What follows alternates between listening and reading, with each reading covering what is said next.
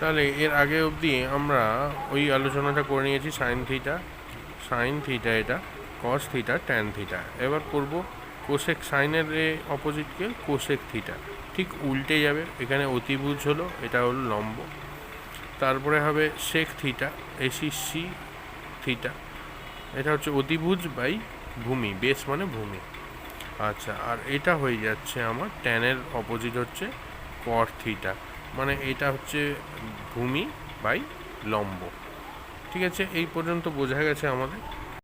সুতরাং তাহলে ব্যাপারটা কি আমার দাঁড়ালো সাইন থিটা, যারা যারা দেখো নি আগের এগুলো দেখে না, আগের শর্টগুলো। সাইন থিটা তাহলে আমরা বলতে পারি 1/কোসেক থিটা, আবার কস থিটা বলতে পারি 1/সেক থিটা। ঠিক আছে, আবার ট্যান থিটা বলতে পারি 1/কট থিটা। সেম এটার ক্ষেত্রেও আলাদা হবে, cot theta equal to one by tan theta, sec theta equal to one by cos theta, এবং cosec theta equal to one by sine theta. ঠিক আছে, এবার দেখো ট্যান থিটার যে ব্যাপারটা, ট্যান থিটার মধ্যে বলা হচ্ছে লম্ব বাই ভূমি, কিন্তু দেখো এখানে লম্ব বাই ভূমি সবই ওই চিত্র, প্রথমে যে ত্রিভুজের চিত্রটা দেখিয়েছি সমকোণী ত্রিভুজ, সেইটা থেকেই এসছে।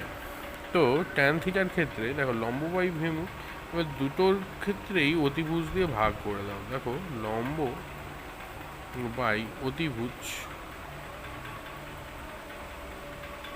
আবার ভূমি বাই অতিভুজ, মানে কি দাঁড়ালো? লম্ব বাই অতিভুজ মানে সাইন থিটা, আবার ভূমি বাই অতিভুজ মানে কস থিটা, হ্যাঁ কি না? তাহলে এইভাবে আমরা tan theta equal two sine theta cos theta মনে রাখতে পারবো। সেম জিনিস তাহলে হবে কট থিটার ইকুয়াল টু কী হবে? Cos theta by sine theta. এইগুলো আমাকে মনে রাখতে হবে। ঠিক আছে।